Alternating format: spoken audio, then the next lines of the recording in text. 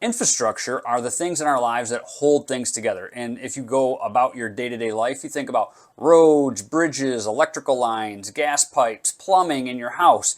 Those are all of the things that just kind of gird up and support what you do on a day-to-day basis so that you don't have to think about it. And that's the key.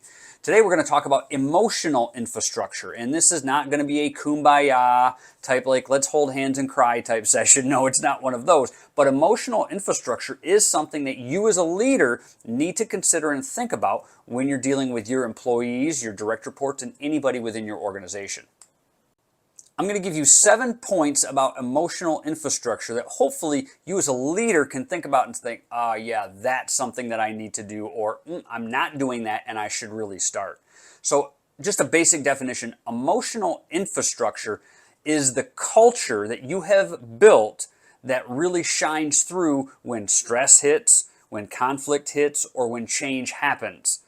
That's what keeps everybody constant and moving at a nice, even pace. If you don't have good emotional infrastructure, you see these way high highs and these way low lows, and conflict is destructive, and people don't know how to handle change, and people are getting stressed out, and there's all this, that means you don't have good emotional infrastructure. So let's talk about this from the parent's view, because this is probably going to be the easiest analogy that I can make for everybody.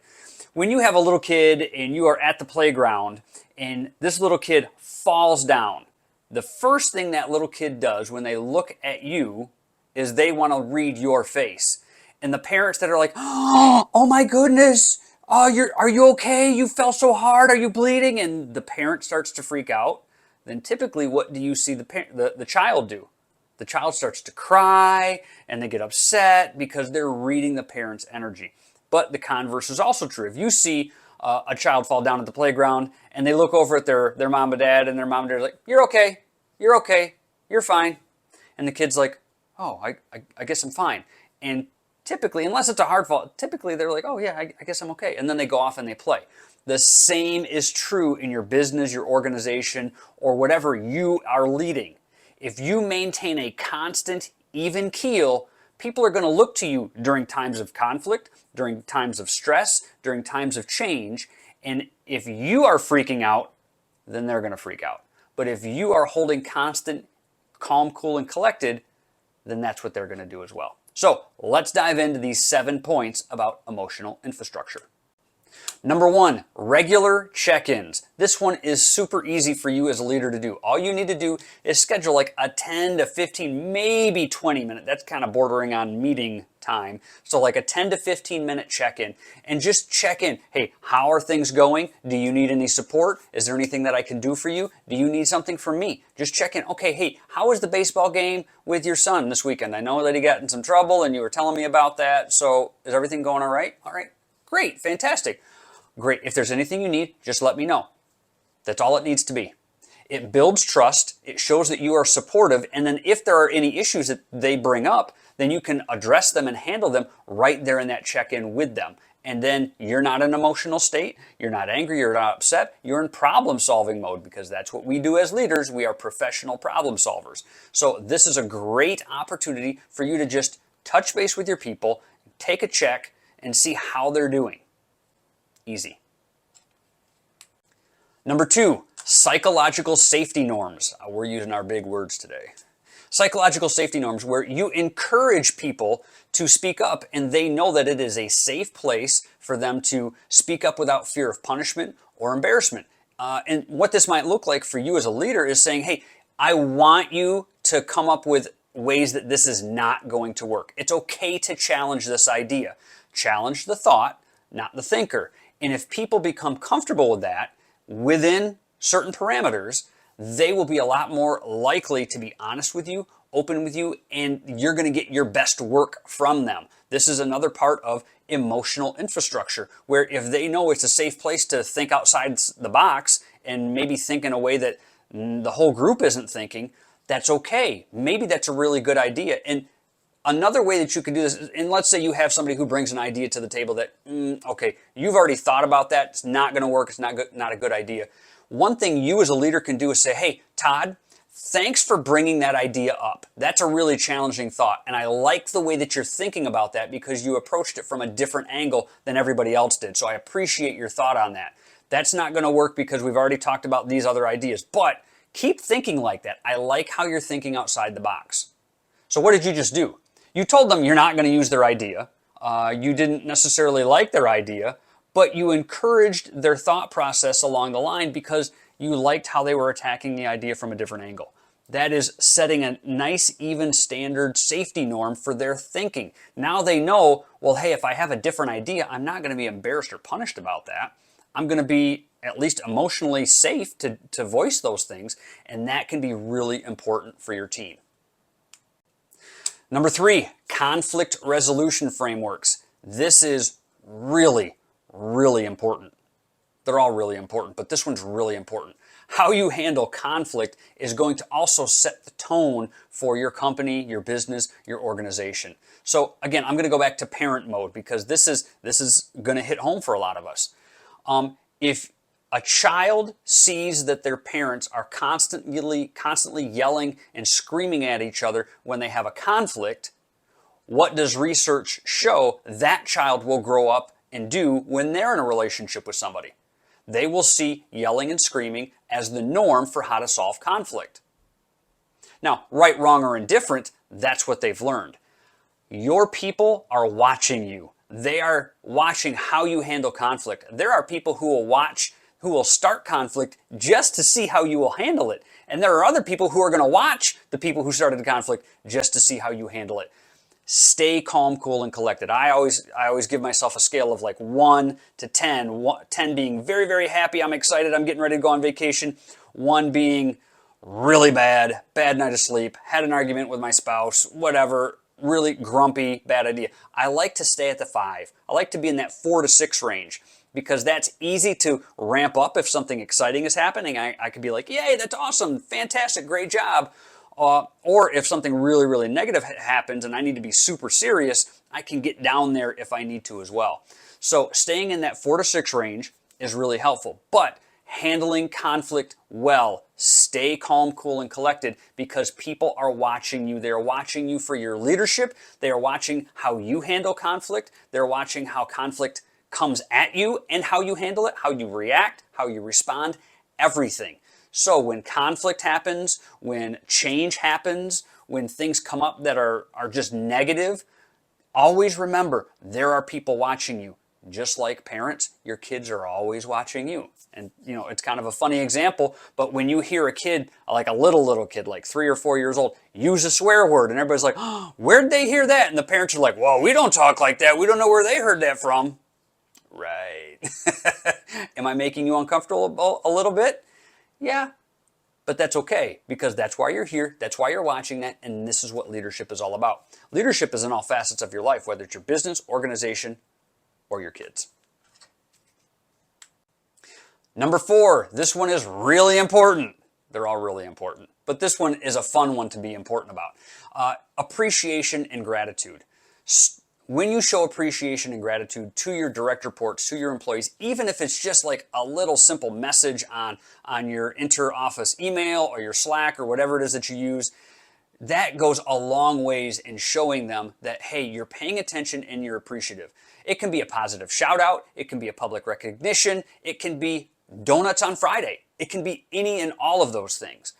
But showing recognition and appreciation to your people is really important. Now, I've talked about this before. There are kind of 2 camps of people when they are receiving the recognition. There are some people who love the words of affirmation and the praise publicly, and there are other people who really don't respond well to the public praise and they need to have that done privately.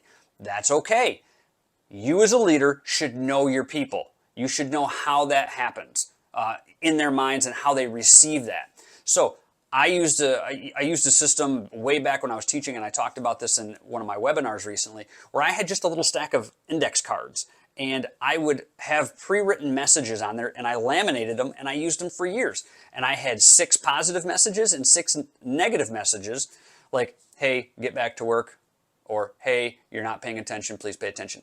And then the other cards that were positive were like, hey, I really like how you're working hard on your assignment right now. hey, great question you asked during the discussion. And these were cards that I would just walk past a student's desk and I would lay them down on their desk. They would read it and I would pick it back up. No words ever exchanged. I wouldn't even look at the student. Student wouldn't even look at me, but I communicated with them what I thought about their work, their attitude, their mindset, whatever they were doing at that time. Same thing can apply for you in businesses, organizations, churches, whatever. You can have a very quick, quiet conversation, maybe even just a statement. And I've done this before. There are people who I know who don't receive public praise well. So I will just like walk past them in the lunchroom. I'll be like, hey, that was really great, that conversation that we had earlier, and I really liked how you added to the meeting. Thanks a lot. Keep it up. Turn around, walk away, fast. No smile, no like, yay, none of that. Now, there are other people who I know like, oh my gosh, Todd, what an amazing idea. That, like, people, look at this. This is great. Oh my gosh. Because sometimes they need that. And you as a leader need to know what they need and how to play those different parts so that you give them what they need. Number 5, training emotional intelligence. Like, Todd, how do we train emotional intelligence? By everything that you do.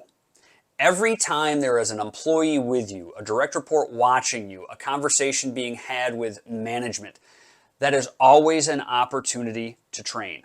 Again, I love using analogies, and you who have four-legged furry children are going to understand this.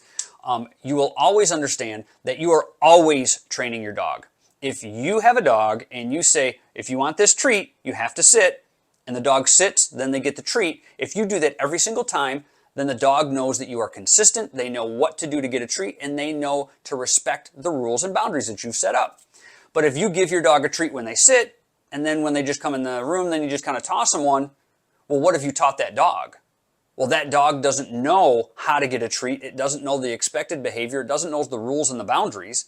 So the same thing with you, with your employees, your direct reports, you are always training in emotional intelligence. Great example, I had a meeting with one of my clients today, and this client was telling me about how one of their managers bent a rule for an employee. And I said, well, was it appropriate? And they said, absolutely. It should have been bent. It was kind of a family emergency.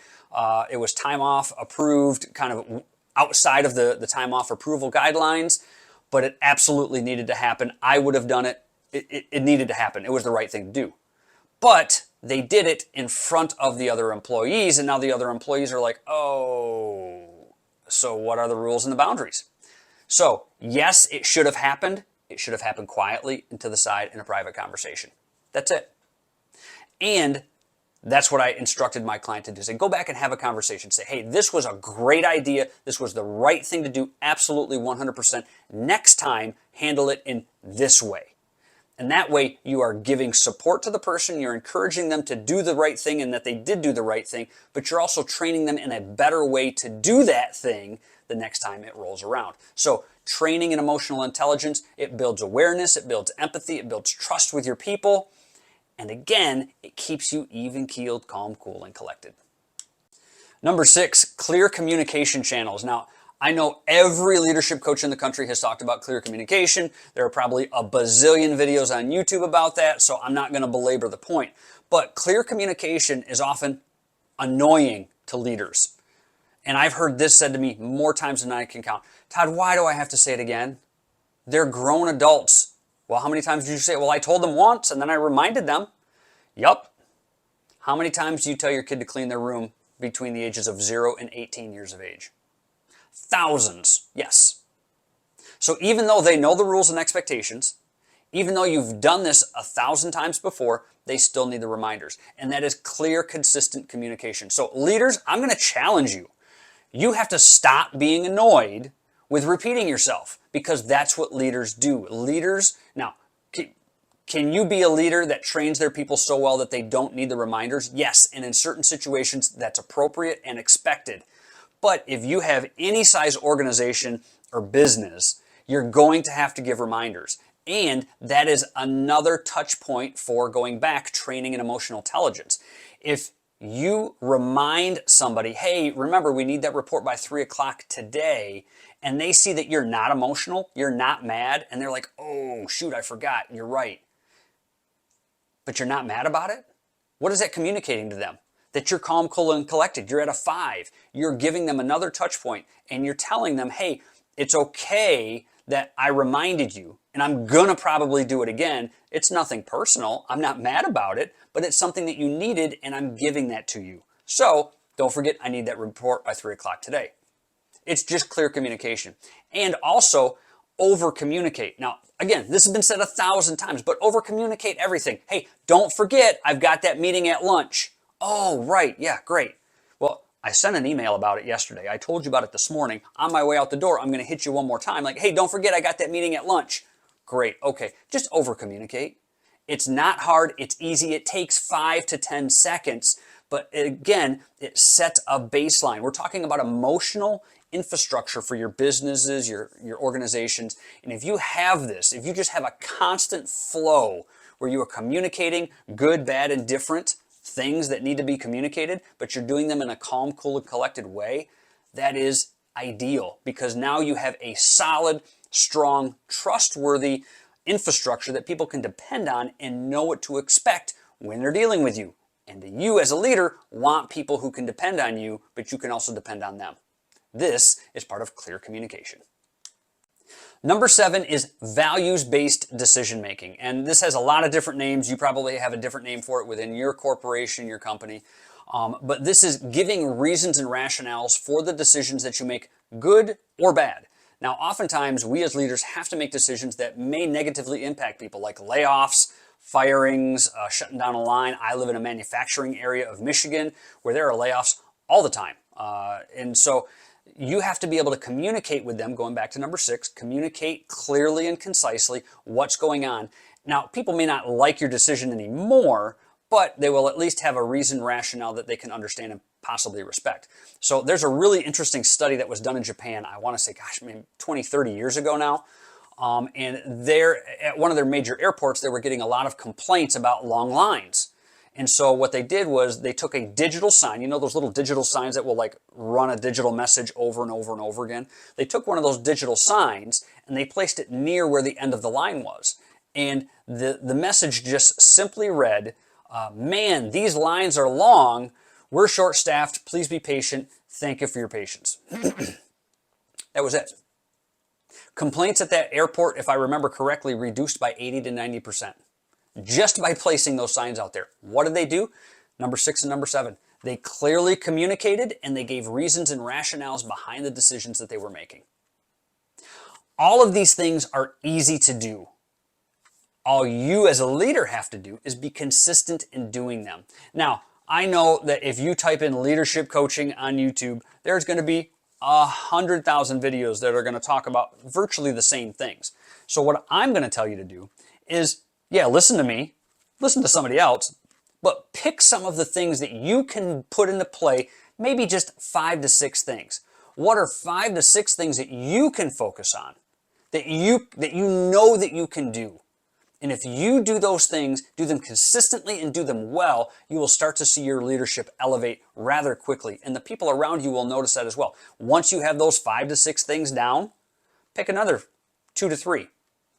And you want to scale up. You don't want to pick 5 to 6 every time because then you'll forget about the previous 5 to 6. Let's start with 5 to begin with, then go 2 to 3 so that you're just adding a couple every couple months. And then what I do is I write things down and then I have a list and then I go back, oh, yep, I did that. Ooh, I haven't done this in a while. I should go back and do that again. Just so that you're consistent. So find a system that works for you. I like to write things down, make lists on pieces of paper. I've got stuff like my daily task list all over the place. I love to write things down. I got sticky notes everywhere, but that's my system and it works for me. I also know people who are 100% digital. Their phone, their watch, their iPad, their Mac, it's all tied in together. If that's your system and it works for you, great. Work your system, but be consistent.